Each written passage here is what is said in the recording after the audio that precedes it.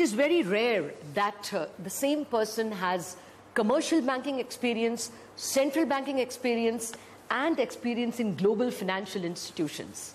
But today, my guest indeed is an all-rounder who has seen the world of finance from all these quarters. My guest is Mr. José Viñals, Chairman, Standard Chartered Bank PLC. Thank you very much, Mr. Viñals, for joining us.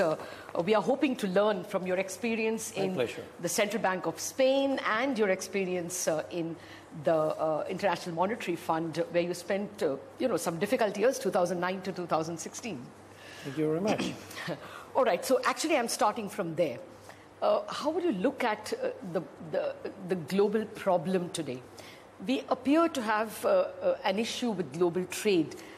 Do you think this protectionism is something that will pass and nations will understand the importance of bilateralism and global trade?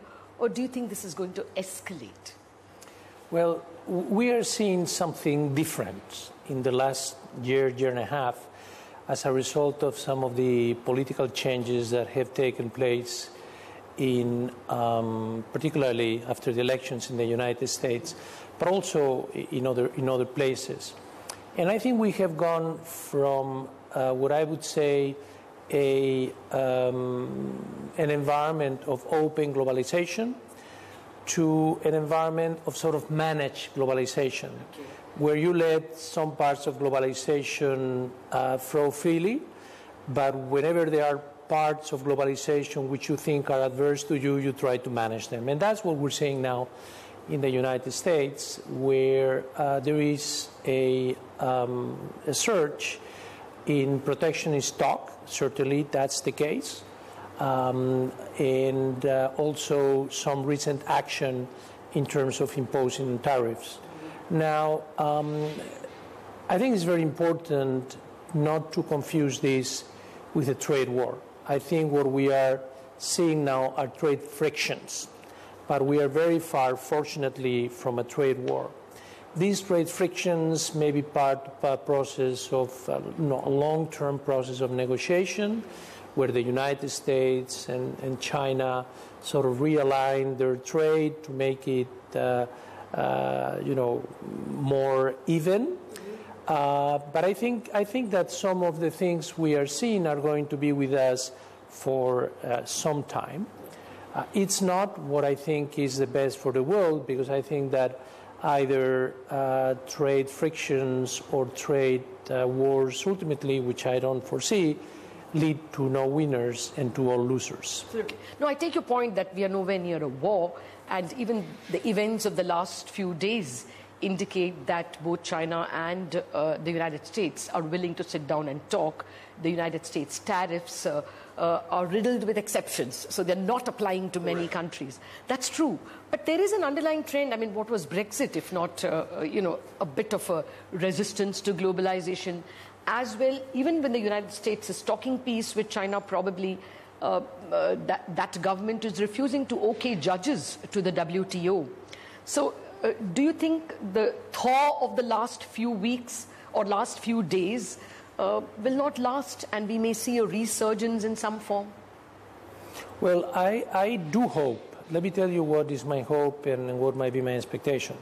My hope is that these things abate, and that we will continue to support multilateralism as far as international trade is concerned. I think that the world has benefited tremendously, not only from having a multilateral trade environment, but also from having multilateral institutions.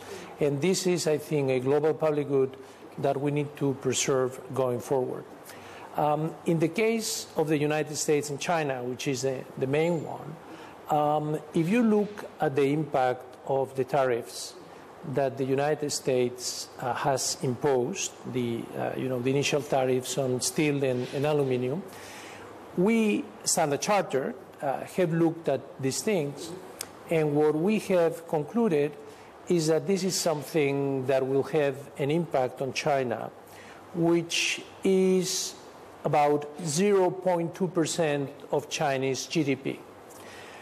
But with the equivalent retaliation from China, this is something that will have an impact on the United States, slightly smaller, on GDP of 0.15% of GDP. So those are very small numbers. They're very small numbers.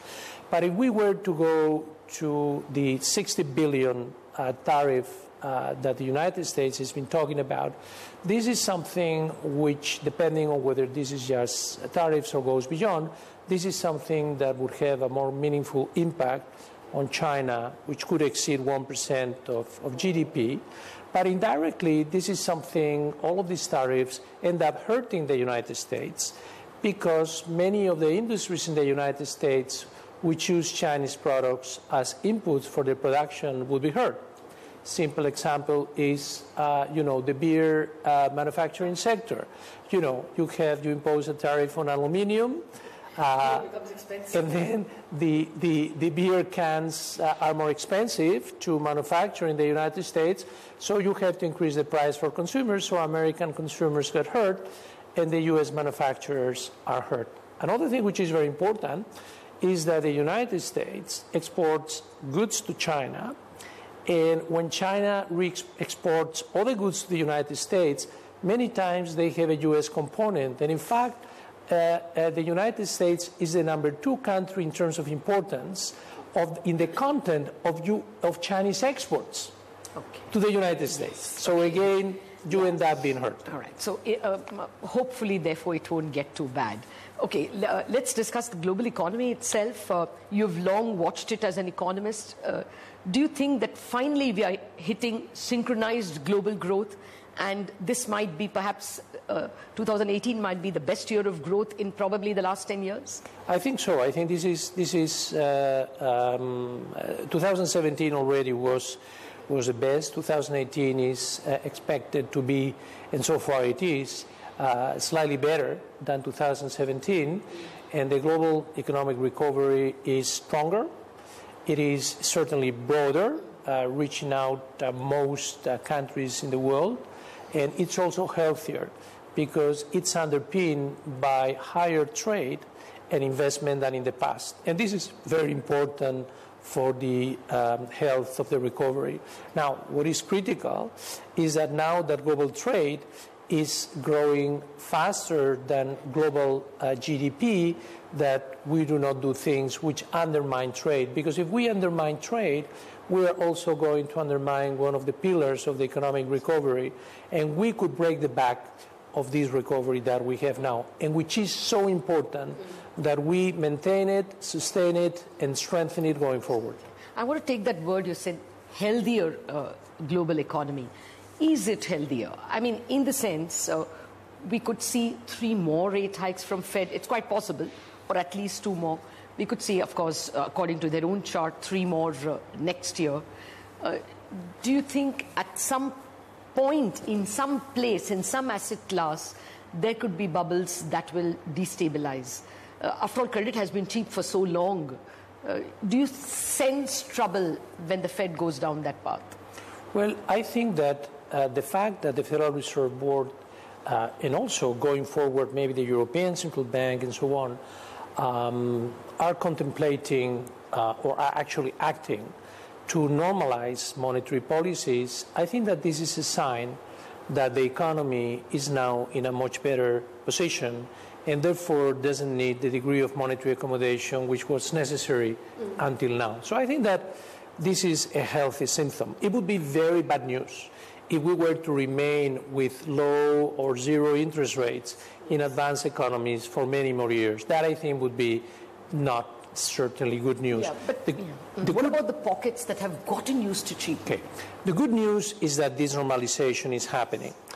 And the normalization signaling a recovering U.S. economy, that means that the United States now can play a stronger role in leading global growth, which I think is something which was lacking a few years ago. So I think that this is good news. Now, I think the important question is whether the pace of increase in interest rates in the United States is going to be gradual, and markets are expecting, a number of hikes, between 3 and 5 hikes, let's say, between this year and next year, 5 to 6 hikes.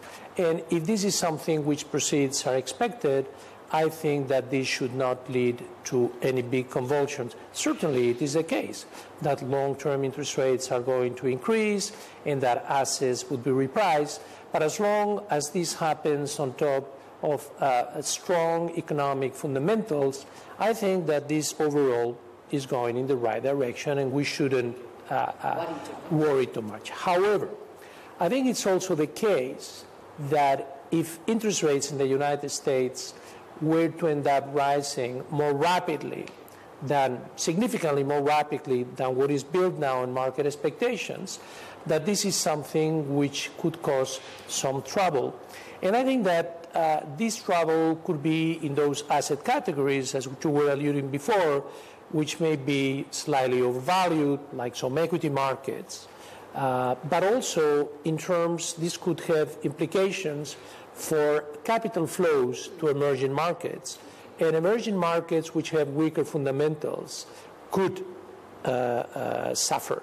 So this is why it's very important that every policymaker in emerging markets, they look at their fundamentals and they ask the question, if these what-if scenarios were to happen, are we prepared? And if not, because there is still time, what else do we need to do in order to strengthen our capacity to resist the winds of capital outflows and how to best protect our economies from those potential risks? We need to take a break, Jose, but we are coming back in a jiffy, and this time questions about India and the Indian banking system. We are back in a minute.